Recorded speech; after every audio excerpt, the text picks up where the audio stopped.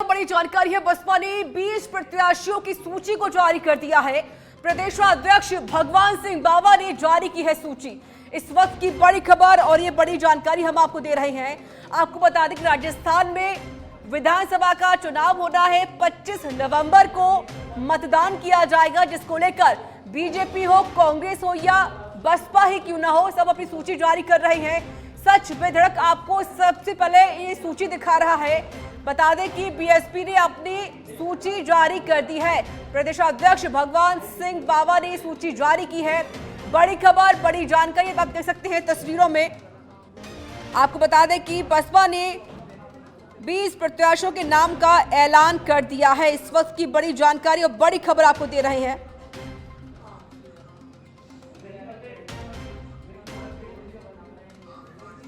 तो बसपा ने 20 प्रत्याशियों की सूची जारी कर दी है।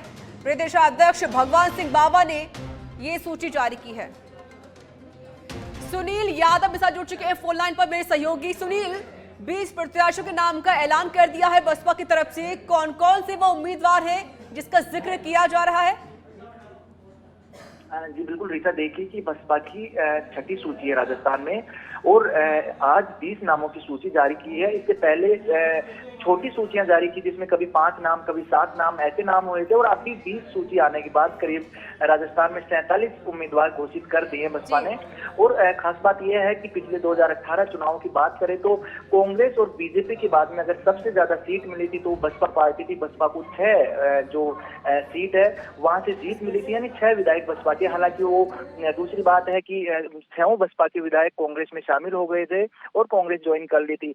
अभी की अगर बात करें तो जो बसपा है लगातार जो दलित वोट बैंक है और इसके साथ साथ जो अल्पसंख्यक वोट बैंक है उस पर नजर बनाए हुए है। और ये वही सीट है जहां पर जो बसपा जीत से आश्वस्त है और जहां पर अपनी मजबूत स्थिति मानती है वहां से प्रत्याशी घोषित कर दिए।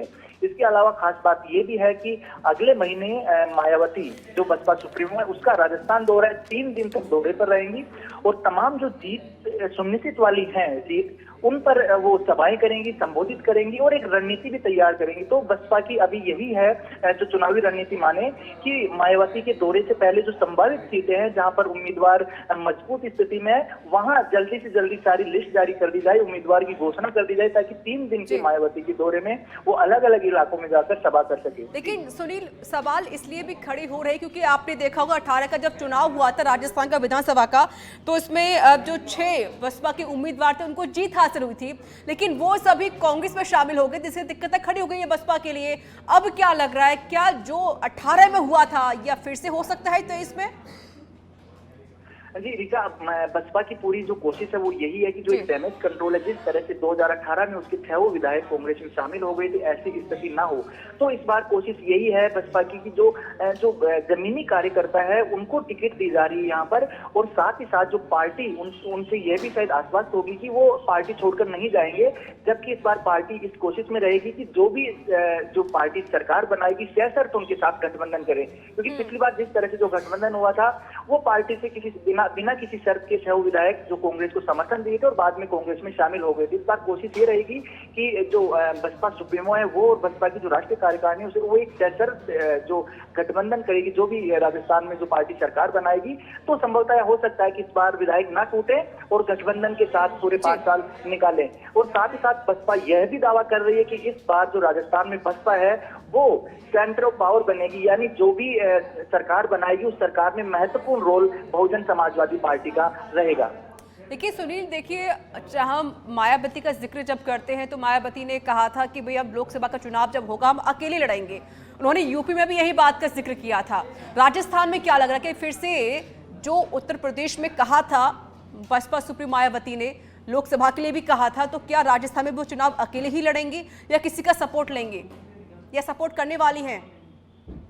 रीता बिल्कुल, देखिए चुनाव से पहले जिस तरह से जो बसपा ने स्पष्ट रूप से कह दिया है कि वो किसी से गठबंधन नहीं करेंगे, जिस तरह से जो अभी पिछले दिनों विपक्षी पार्टियों की बैठक हुई थी, इंडिया गठबंधन बना था, उसमें भी मायावती ने दूरी बनाई थी और अपना स्टेटमेंट भी दिया था कि वो अकेले चुनाव लड़ेंगे। और राजस्थान में तो और भी मजबूती के साथ उन्होंने कहा है, बसपा के जो प्रदेश अध्यक्ष है भगवान सिंह बाबा बार बार कह चुके हैं कि हमें किसी के साथ गठबंधन करने की जरूरत नहीं, हम मजबूत स्थिति में और अकेले चुनाव लड़ेंगे और जो सरकार बनेगी उसमें बसपा का अहम रोल रहेगा। तो ये तमाम जो गठबंधन की चर्चाएं हैं इनको वो नकार दिए हैं। ये बताएं कि अफवाह है, बसपा अकेले चुनाव लड़ेगी और अकेले चुनाव लड़कर ही मजबूत स्थिति पर अपनी जो सीटें हैं वो निकालेगी यहाँ पर।